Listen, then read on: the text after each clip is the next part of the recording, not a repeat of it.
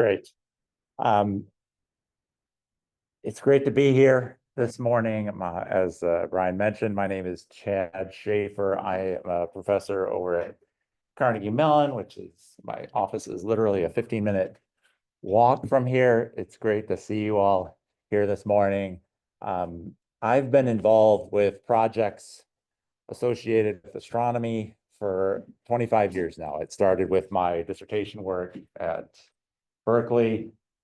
Fortunately, we have a great group, an interdisciplinary group at CMU that engages in this work as well. So it was a natural fit for me to come here. I've been here for 20 years, and it's been great. So I've been involved with a wide range of different topics.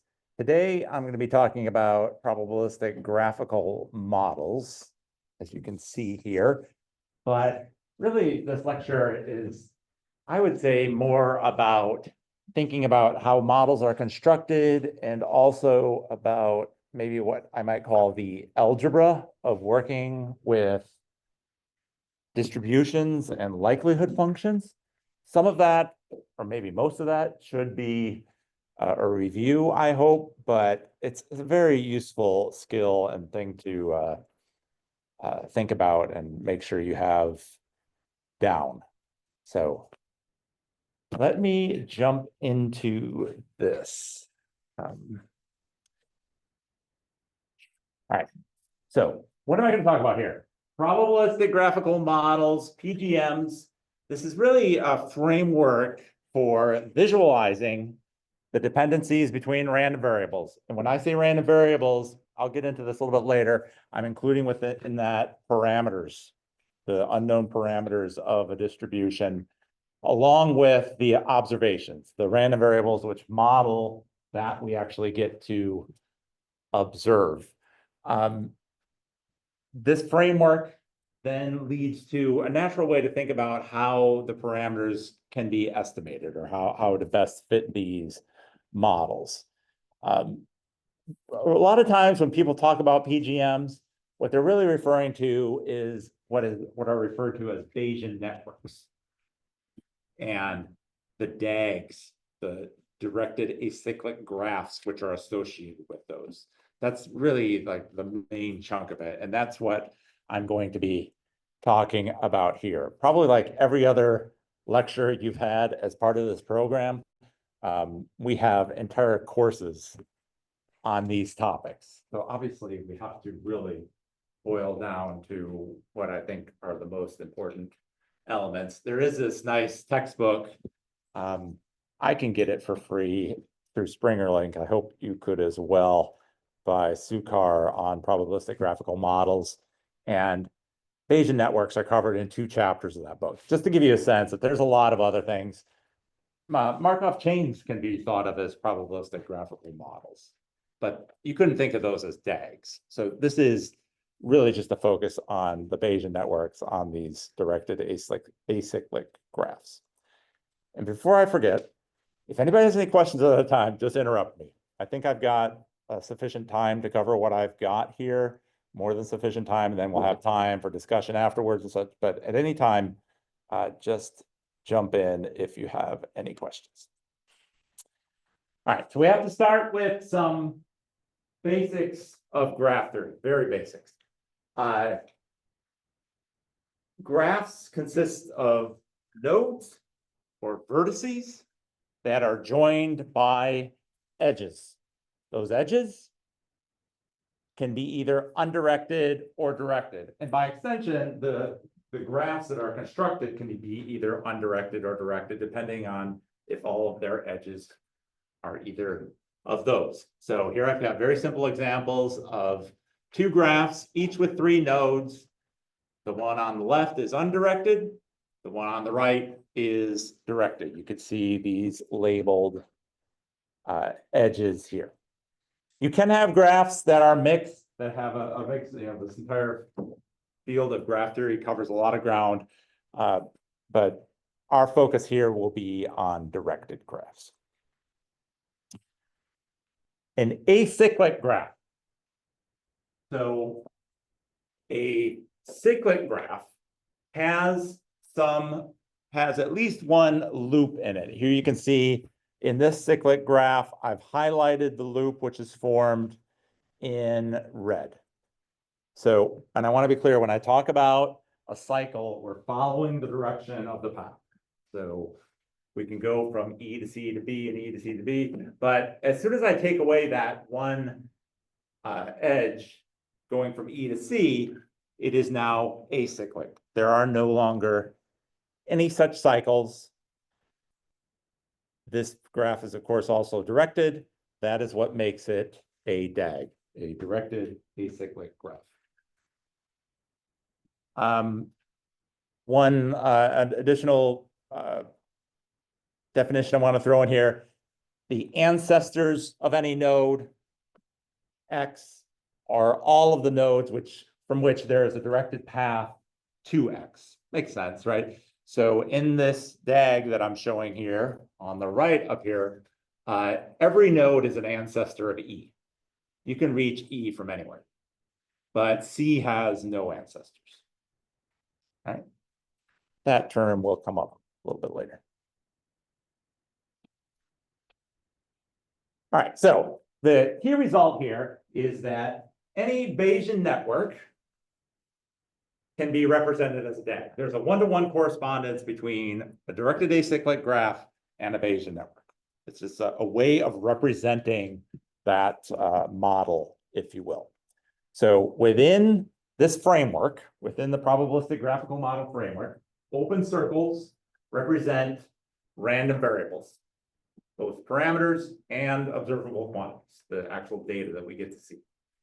The edges, along with their directions, give us a description of how these variables depend on one another, the degree of dependence. Now, I want to be a little bit careful because you could immediately, if you're maybe being a little bit naive, you could immediately look at this and say, well, X is causing Y and Y is causing Z. I don't want to make that jump here. It is true that the entire field of causal inference, which maybe you've heard about, is pretty hot right now in statistics. There's a lot of people doing research on this topic. It is true that a lot of causal inference is also thought of in terms of these structures in a natural way. But what I'm talking about here, it doesn't, I don't want it to imply that we have a causal relationship between X and Y. There is dependence between them. And again, in a second, we'll see more about how it allows me to say additional things about conditional independence and such. Okay, so now I want to do this quick review of what I might call the basics of algebra of working with distributions.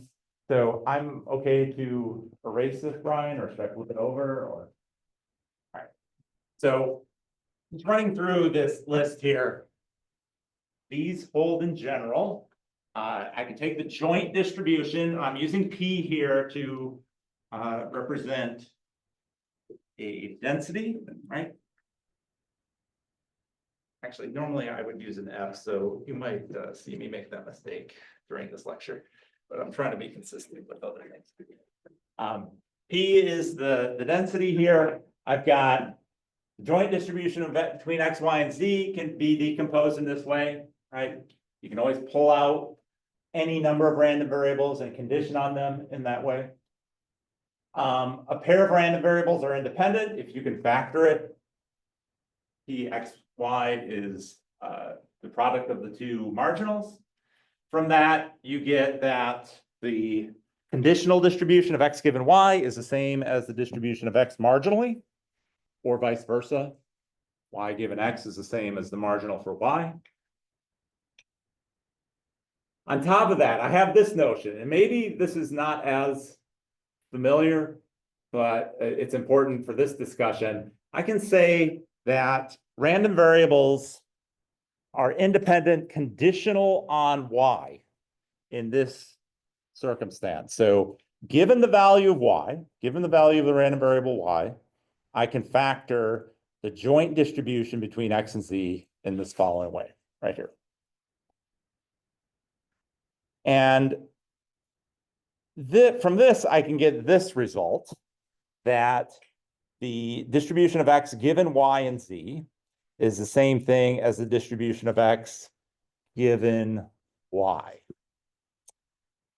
All right, so give me a sense here. You've seen this before? It's clear, or you want me to? So I'm gonna, what I'll do here is I'll work through one of these. I want to work through this last result, but please just ask additional questions if you have them. I want to show this result. It'll allow me to go through some of these results here. So I'm going to start with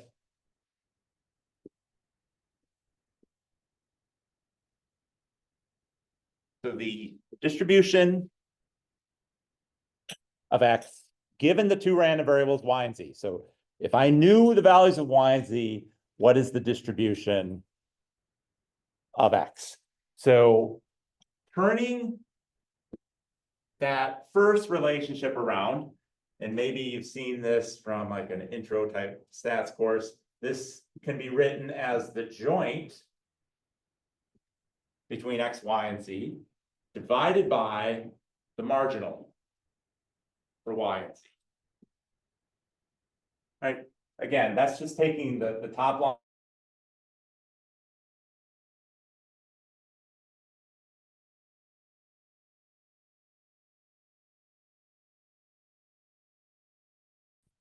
result. And now what I'm going to do is factor this, but now condition on y. So I could rewrite this as p x z given y times the density for y. Right, this term right here. Again, just using the top result. Still, I have here divided by the density for y and z. All right, so why did I want to write it that way? Well, again, I'm at this point right here, this last line. I wanted to take advantage of the fact that I know x and y are independent x and z are independent conditional on y. So I'm exactly at that point here. Given y, x and z are independent. So this will be the density of x given y times the density of z given y. This term right here.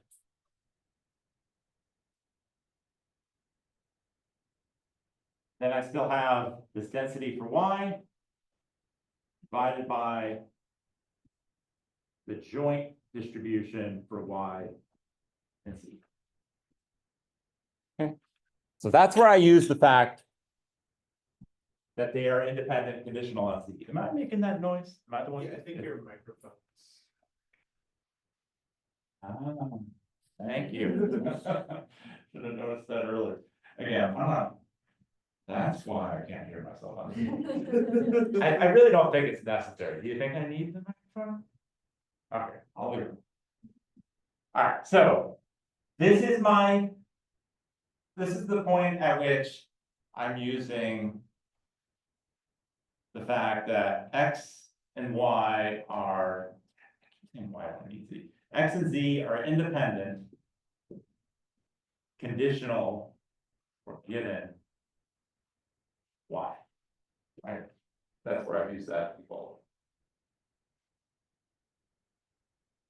Finally, to get to the end point here, I'm going to use the fact that the distribution, the density for y divided by the joint for y and z, that is just,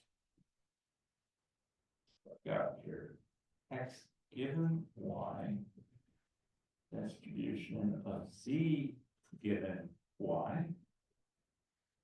This will just be the distribution of z given y. Okay.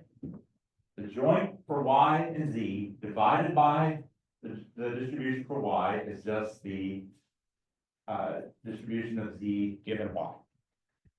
So it all derives from these results I've given up here. And I realize, you know, if you're not, and of course, these things are going to cancel out, and I'm just going to have X given Y. So I've gotten from the distribution of X given Y and Z is the same thing as the distribution of X only conditioned on Y. So let me pause there for a second. Take that in for a second. Questions on what I did there? Does that make sense? Yeah. Can you just refresh, which graph are we analyzing here? Is it just X, arrow, Y? We'll be getting there. Yeah, I wanted to lay this out first. That's a good question, but I will be laying out all the graphs in a second. Yeah. Okay. Yeah. These are, yeah. Can you clarify which graph we use X and Right here. So me being able to take this and factor it into this product of the two relies on them being independent conditional on one. Okay, that's the only way I can take this step from here to here. Think so? Yeah. So when we're talking about the independent condition, does it only have to be on a single variable, or can it also be on It can be any number of variables. And again, yeah, we'll see that in a second. Yeah, you could be conditioning on any number of parameters, random variables, more general. Yep.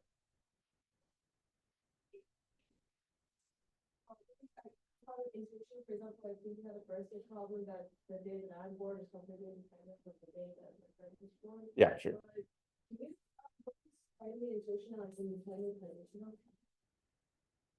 Right, yeah, that's a good question. So maybe if I could think of a really simple example, imagine that I have got, I'm not great at thinking of examples off the top of my head, but imagine I've got a box that has 3 coins in it. And I hate for going to go over the simple coin flip example, but I've got 3 coins in it. One is a common coin, heads, tails. The other one is heads on both sides. The other one is tails on both sides. And let's let A, I knew I was going to want more space. Let's let A be the event. The first toss is tails.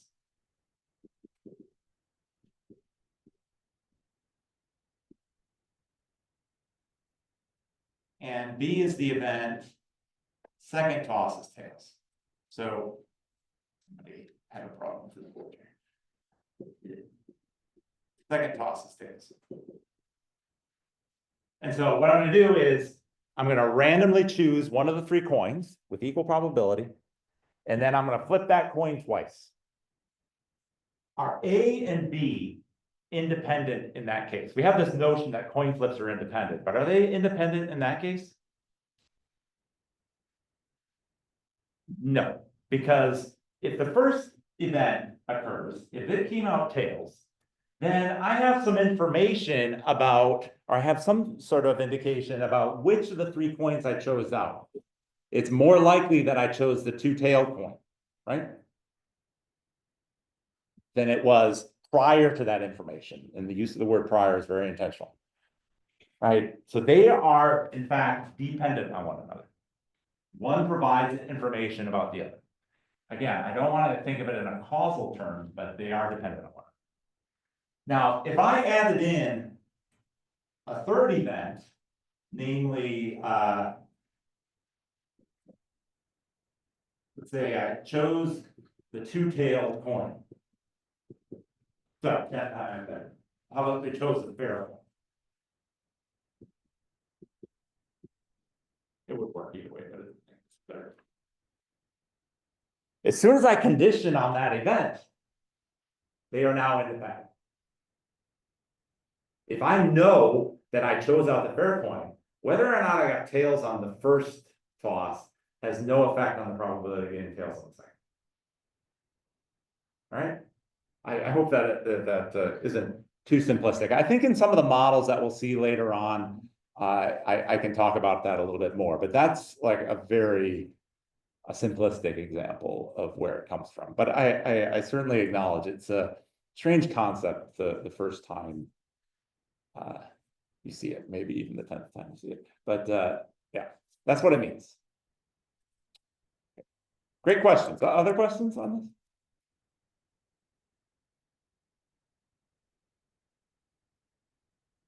Okay, but just to go back to this result, to think about it in sort of heuristic terms, what is it saying?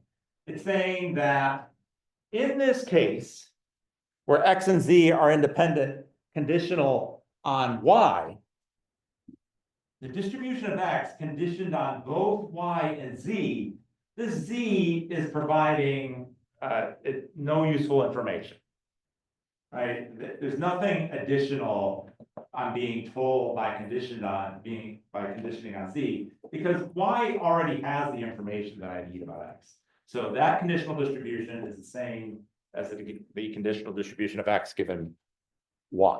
So this result here on the left is sort of the formal definition of independent conditional on a random variable or an event. But I think this is a maybe more heuristic way, a more intuitive way of thinking about it. That additional information contained in Z didn't affect my opinion of the distribution of X. Okay. Any other questions on that? Okay, as I mentioned from a question that was brought up a second ago, we can extend this to any number of random variables. I tried to keep them here as simple as possible, but we can extend to any number of random variables, and we'll see it slightly larger examples as I go on.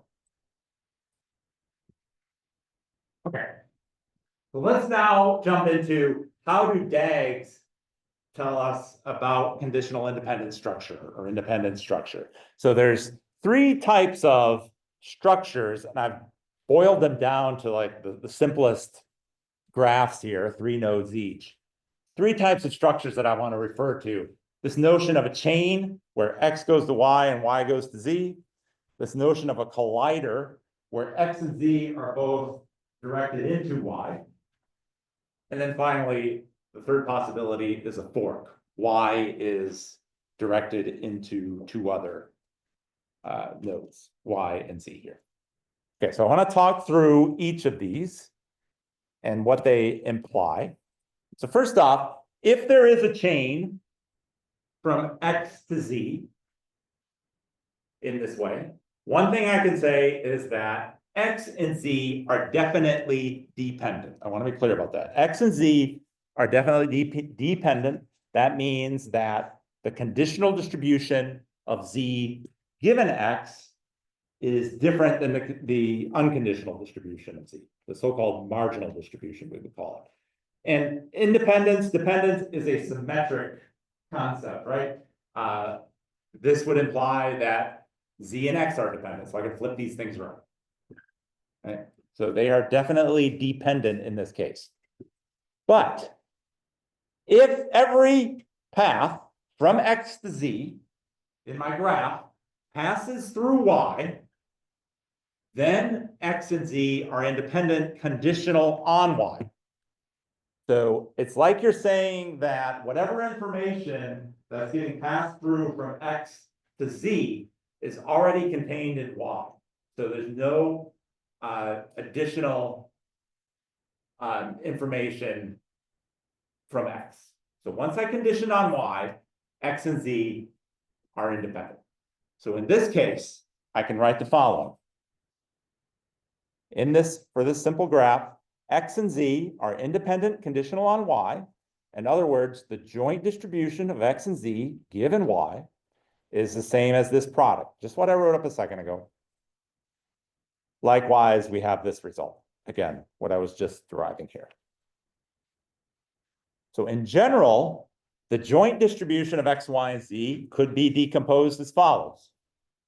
This first equality just always holds, right? I'm just taking these two out, conditioning on X and Y. That's just a general result. But now I can take this last bit and factor it into this product. Did I mess something up?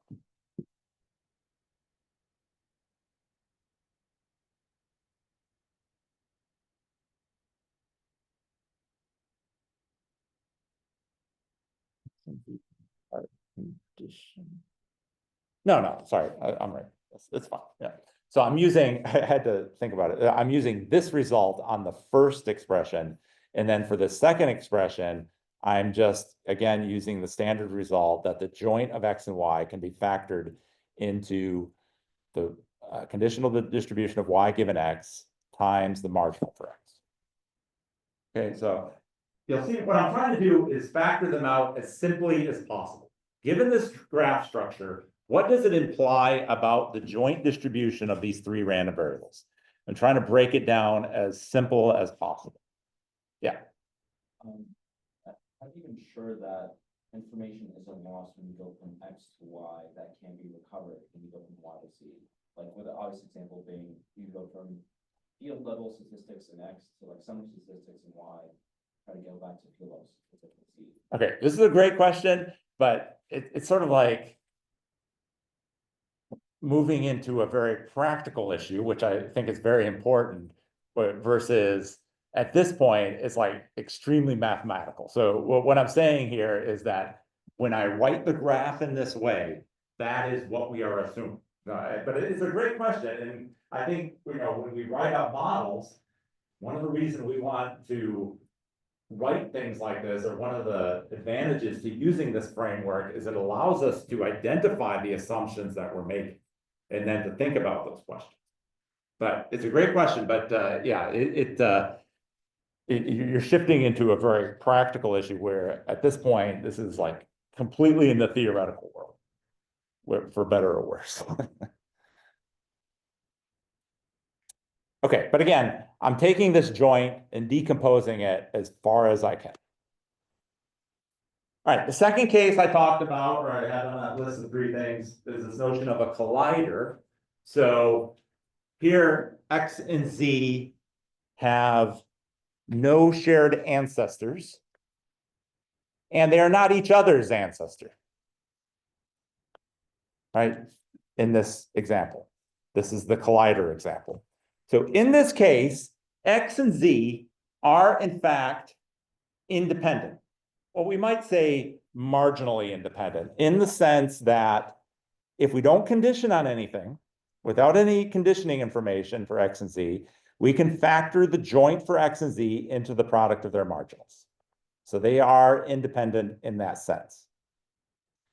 So now I could take the joint for X, Y, and Z. This first step, again, is always true. And then I'm going to take the joint distribution for X and Z and factor it into this product, again, using this independence. Again, my only goal here is to try and factor the joint distribution as simply as possible. Take that graph and extract out the information that's being assumed. But it is important to notice that in this case, in fact, X and Z are dependent conditional on Y. If I knew the value of Y, since Y has a relationship with both X and Z, in general, knowing the value of Y would tell me something about the distribution of X, tell me something about the distribution of Z. They are now dependent on one another. So conditioned on Y, they are dependent.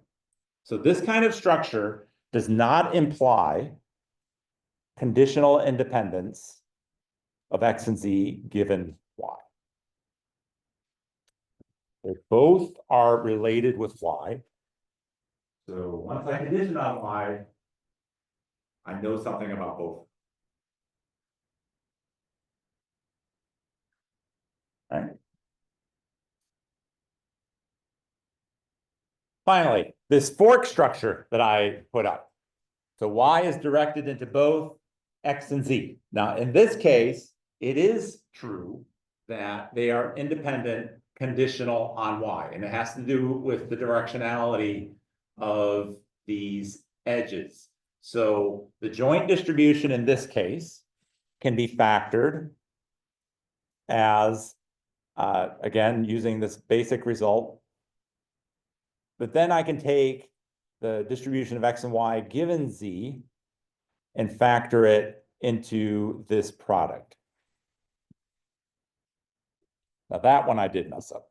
That should be, sorry, I knew I changed some of the letters earlier. This should be, sorry, P of X. This should be a Y here, a Y here. Yeah, I changed some things around at the last second. I forgot to fix this. So this should be the joint distribution of X and Z given Y times the marginal for Y.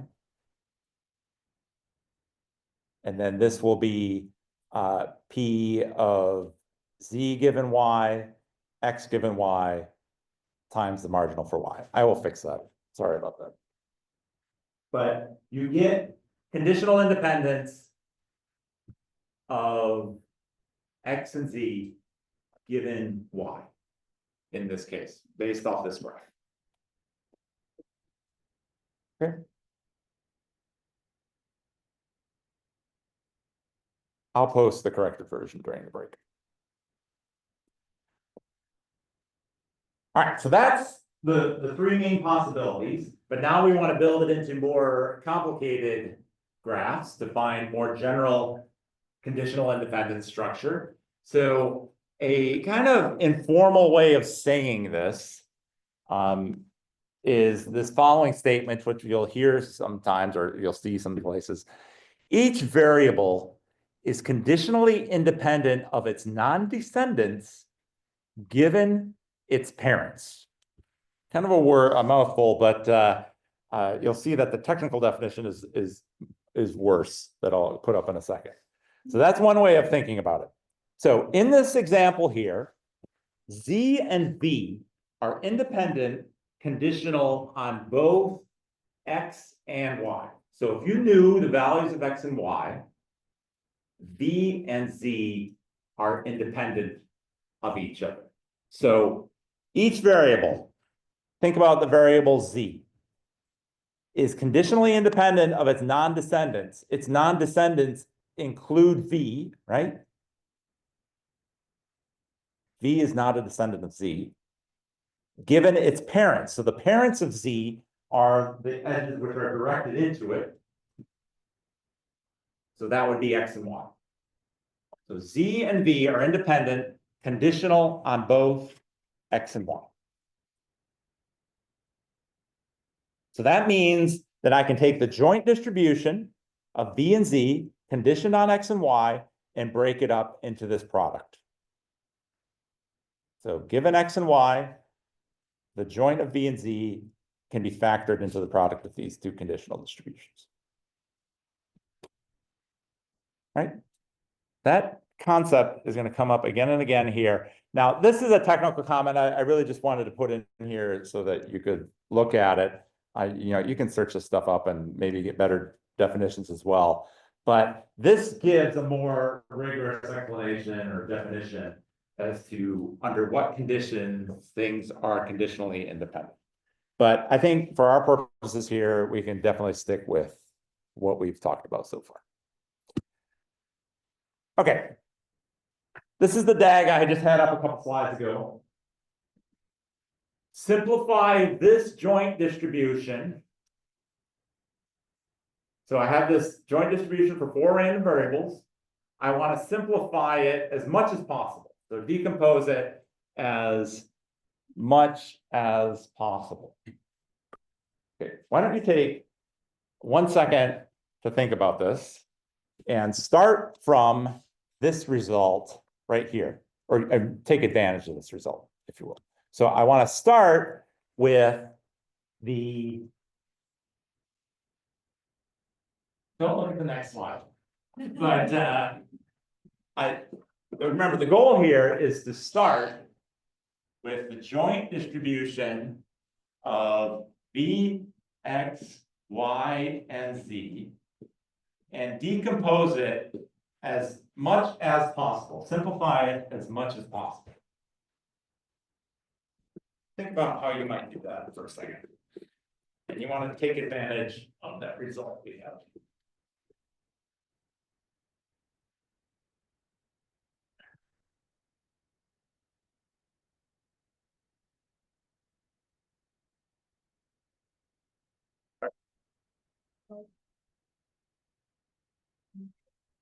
Oh, yeah, sorry. It was back on this slide here. Yeah, I want to leave this up. Good point. So, yeah, at some point you want to take advantage of this fact that you have this conditional independence structure.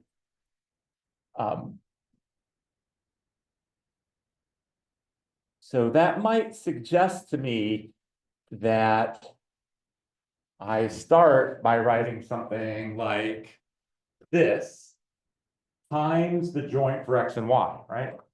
So the first step might be that. Because then I can apply this result.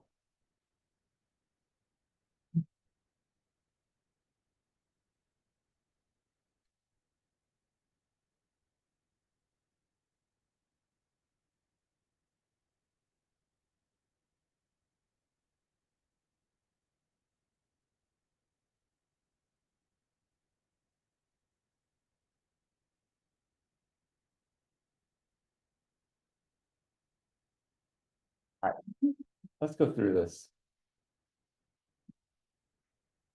Let's see how I did this up here. So I took multiple steps in that first step there. You can see that the joint between V, X, Y, and Z, I decomposed it as the conditional distribution of Z given V, X, and Y times this marginal for X, Y, and V. But then I can take that marginal for X, Y, and V and decompose it into this product here. Right, so let me just, what I did here was, this is the same thing as the distribution of Z given V, X, and Y times its joint distribution. Right, that's always true. And then I'm going to take this joint here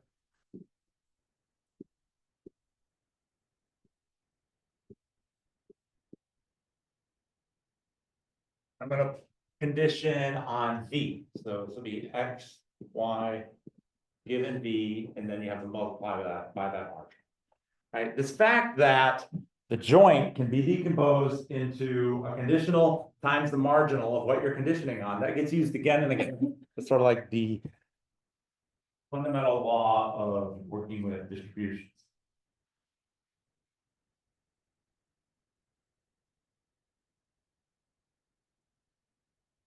Why did I want to go in that direction instead of what I had said earlier? Well, the point here is that since Z and V are independent, conditional on X and Y,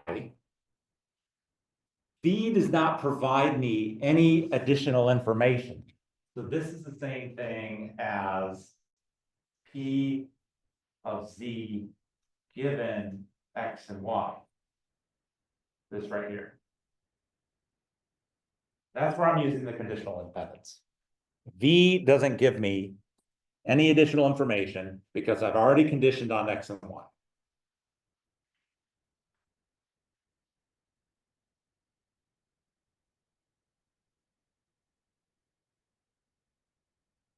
Now, I do want to be clear, there are definitely other ways of doing this here, but this is definitely one way that works.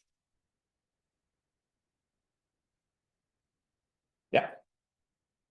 So in the graph for this derivation, we're saying that V is basically like an ancestor of C that deriving the independence relationship. Yes.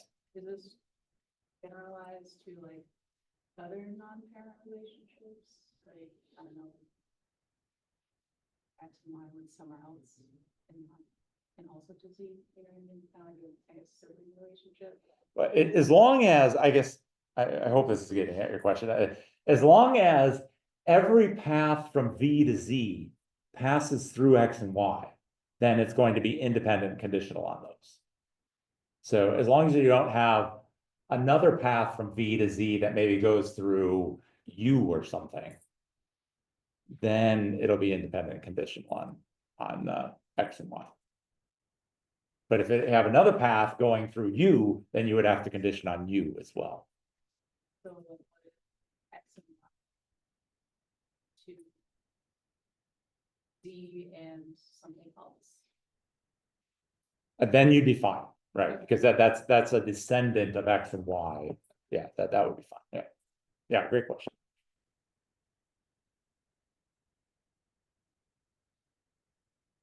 Okay, just one last step here. I'm again using the fact that X and Y are independent conditional on V in this last step. So I can take this joint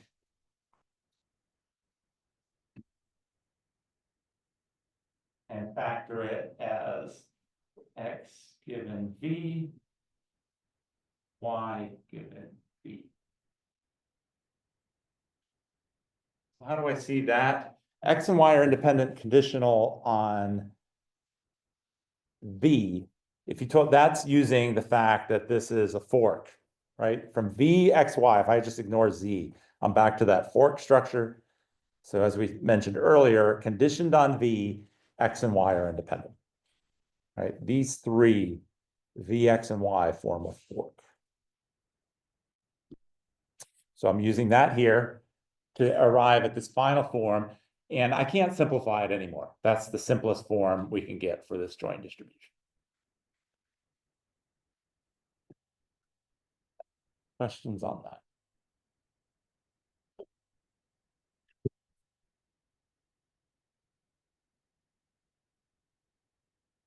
Okay, fortunately, if you look back at all the examples I've done to this point, you might notice something if you stared at them long enough.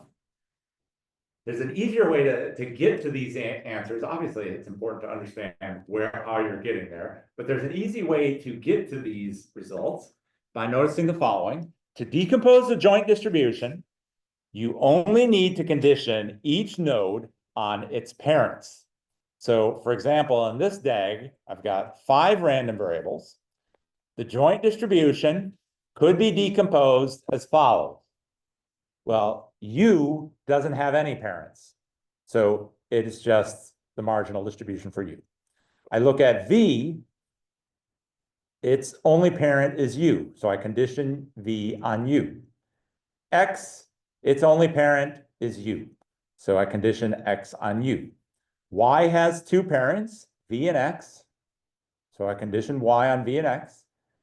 Z has a single parent, X, so I condition Z on X. This is a decomposition of this joint distribution implied by this DAG. So again, all these derivations, these machinations we went through, again, I think it's very important to understand where it comes from. But in fact, the DAG implies the joint distribution in a pretty direct way. This is maybe one of the key reasons why people like this, why people find it so handy. So just to verify that, or look at it in this example. So in this case, this is what we ended up with, right, for the joint distribution. V has no parents. X's only parent is V. Y's only parent is V. Z's parents are X and Y. All right, so you can get to these joint distributions pretty quickly by just reading through the DAG in this way.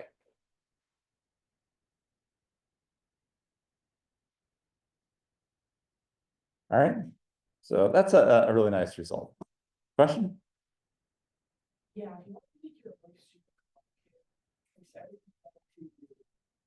You could then take that expression and go, okay, so for every single probability node, you keep substituting the conditional stuff until every single thing you trace back to the ultimate parent, so to speak. that is, yeah, I think that that's a good way of thinking about it, but I'm trying to think. It won't always be the case that in a graph there is one single originating node. I realize that in the ones that I've shown at this point, that maybe is true, but it won't always be the case that there's one random variable from which the other things follow. But yeah, that's a good way of thinking about it. And just remember to kind of tie back to things I talked about at the beginning. We're assuming it's acyclic. So if you're thinking about what would happen if there was a link from Z to U, things like that, that's where the acyclic assumption is key. We don't have that possibility. We can't have cycles in here. Great.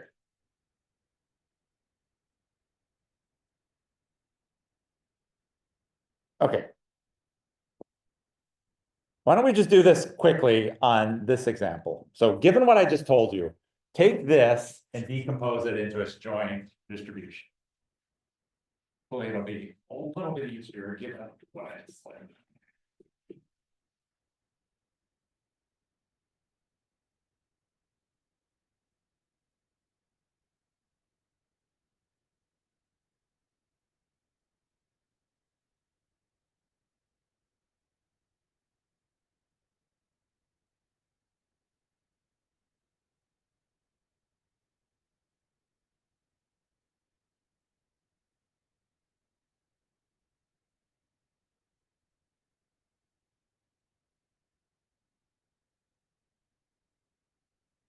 Got these 4 random variables.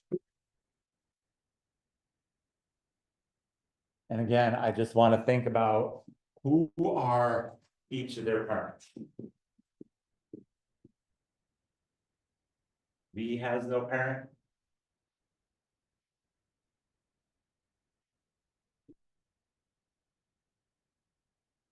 X, I have to condition on V and Y.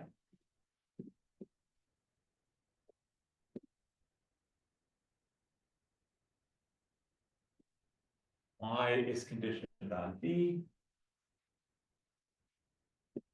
And Z is conditioned on X. Sorry, random space.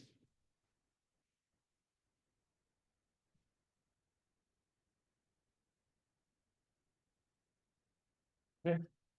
So again, we can see pretty directly what we are assuming given this structure. Are there any pairs of random variables here which are independent? When I say independent, I'm not talking about conditional independence. They're just pairs of random variables such that their joint is equal to the product of the margins. Would Y and Z be independent?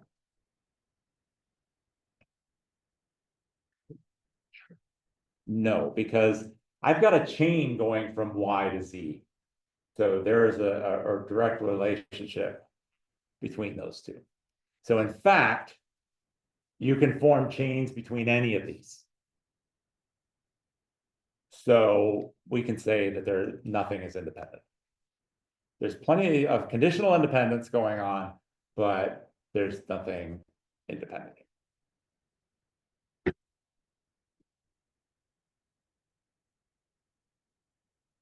Okay. There are no independent random variables.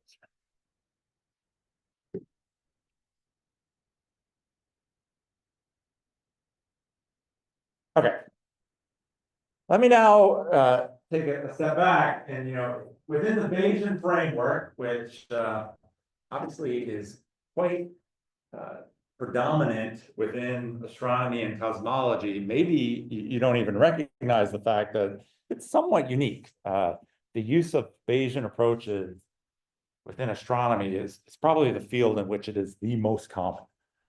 Most fields we think more in frequentist terms, but in the Bayesian framework, parameters themselves are random variables, right? The way I define the Bayesian approach is that we are modeling our uncertainty in parameter values using probability distributions, right? Bayes' theorem provides an important tool for doing this, but the fundamental defining property is that we think that we can use probability distributions to model uncertainties in parameters and in more general, events. So Bayes' theorem gives me a mechanism for making this relationship, right? So I start with a prior on theta. So I've got some opinion regarding the value of this parameter theta. I get my data represented by X here. So what is my updated opinion regarding theta conditioned on this new information X, right? That's what Bayes' theorem allows me to do. I'm going to take my data, use that to update my opinion regarding theta. That's all this theorem is telling us. Likewise, we could use it, or sorry, within the Bayesian framework, it makes sense to talk about what's the joint distribution between parameters and random variables, right? Or observable random variables. So because of this, because of the fact that parameters are treated as random variables with their own distributions, DAGs become a very natural way of describing what we're assuming in terms of the Bayesian framework, or describing our model. So again, in a graph, the nodes, these open circles, represent either parameters and things that we can observe, these observable random variables. It's common, not always done, but it's common to see observable random variables being denoted as by being shaded in the way that you see here. So if I believe that the redshift is being modeled as a random variable drawn from some distribution, which has a pair of parameters, theta and tau, I might write something like this. But again, in the way it's written here, theta and tau are themselves random variables. I have uncertainty in those random variables themselves. So, of course, I don't want to just think about a single galaxy. I've got a large collection of them, N of them maybe. So you'll see this notation quite a bit, these so-called plates. So in this DAG, what is represented here is the fact that there are actually N random variables corresponding to the redshifts of N galaxies. They have shared parameters. The model for those have shared parameters theta and tau, right? So they have a common distribution characterized by these parameters theta and tau. That's what's being represented here. So instead of listing out n z's, or any number of z's, we use this plate notation instead. Okay. Finally, last bit of maybe a graph notation here. You'll sometimes see this.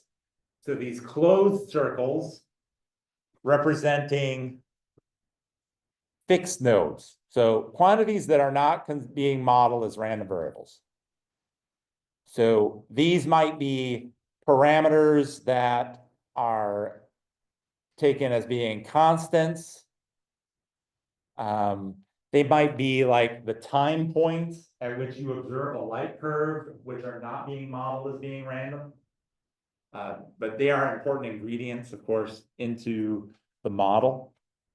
So in this example, what I'm trying to represent is the prior on theta has two input parameters, mu and sigma, but they're being treated as constants. Like the user has some opinion regarding that distribution, maybe a normal distribution, and they are fixing mu and sigma for that prior. That's what this represents. Now, of course, I could also put priors on mu and sigma, and this leads to this notion of a hierarchical Bayesian model, which I know you'll be talking more about yet today, but there's a really nice tie-in between these things, so I want to emphasize it here. So by making these open circles, now I'm saying that mu and sigma are themselves random variables. So I have a prior distribution on the prior for theta. That's a hierarchical Bayesian model. So that's what's being represented here.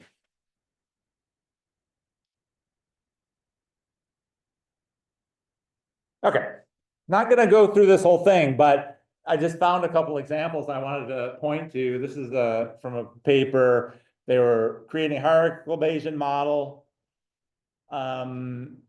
for this relationship. You can see that it can get pretty complicated. So I've got all these terms that relate to what we would call hyper priors, so priors on priors and their parameters. They're all being represented here. And then this plate representing the n different objects that are being observed. Another example I found, this is going back to 2009. Here, they were modeling supernova light curves.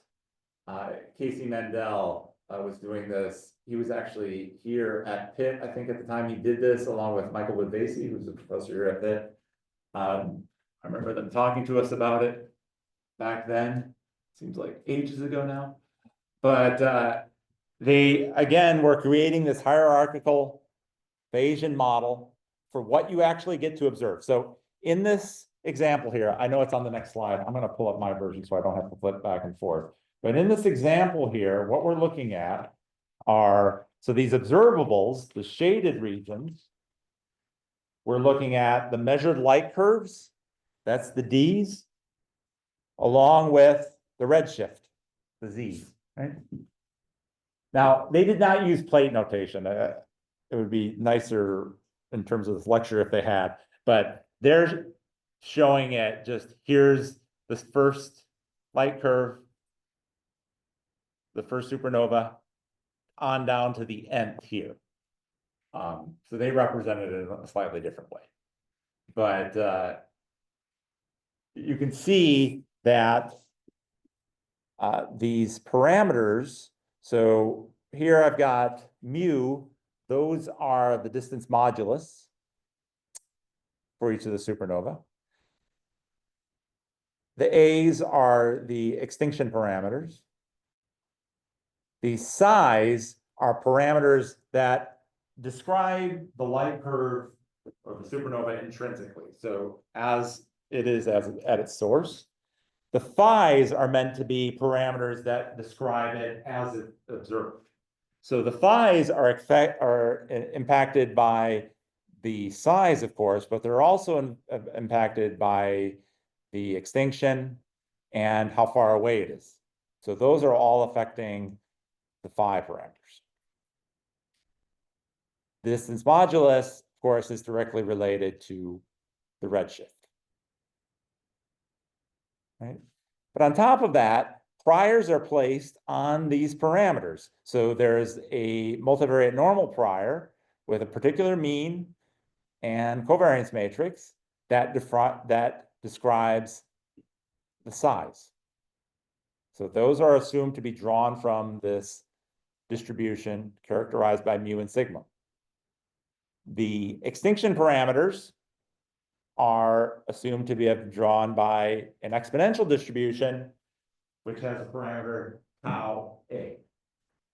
Okay, so I mean, I don't want this to become about understanding this entire model. I just want to give you a sense of the ways in which people use this to describe and understand the model and what they are assuming. This is definitely a hierarchical Bayesian model, right? The only things that are observed are these quantities shaded here on the far right. The rest of this are parameters and additional parameters describing the distribution of those parameters. That's the hierarchical Bayesian approach. All right, but it's a nice example. It's a good one to look at. Okay, finally, I just want to mention that DAGs, you can think of them as a generative model, right? You have, once I have this DAG in place, I can think about a process for how the data are generated. The factorization that we're getting simplifies the inference procedure. and the learning that we're gonna do within this model. You'll see it used within the construction of MCMC algorithms. They directly operate in a DAG-like manner to sample in the most efficient way possible. You know, give sampling takes advantage of this structure to sample the most efficiently, sample, you know, the distributions the most efficiently. It also helps to identify substructures that can be used for parallel subsampling within the MCMC algorithm. So I just want to give you a sense of how this is used from like a computational standpoint as well. So when you look at various packages out there for the purpose of running MCMC, they will use this sort of, let's say, notation or these notions of how to think about the dependent structure to build up the sampler. It's like the framework on which it's built. Okay, finally, there's a package out there, Daft. You can install it. Make sure you do Daft -PGM. This was actually developed, in fact, by astronomers. It comes out of David Hogg's group at NYU. It really is just a way, I don't say just, but it's a way of creating DAGs within Python using very simple syntax. So what we'll do in the notebook, which I think is available now, is go through some examples where I'll actually draw these things up. Now, if you prefer, you could just write them out. But I think it's good to also look at how you can create these things in Python. Now, I'll just tell you a quick story. You know, I was working on these slides, and I wanted to create somewhat attractive looking DAGs here. Thinking about how am I going to do this? So of course, what I did was I just went onto Microsoft Copilot and said, can you make me LaTeX code to create a DAG that shows this and this and this and this? Spits it out for you. So I'm sure you've realized these things already, but made life a lot easier in creating this presentation.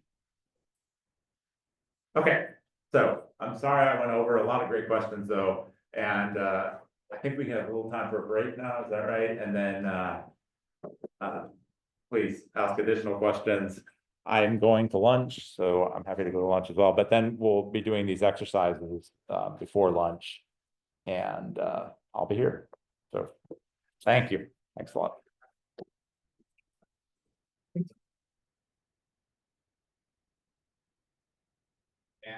back at 37, as usual, you need to spend some part of the break not looking at a screen. And if I see that you haven't done that, I will bother you.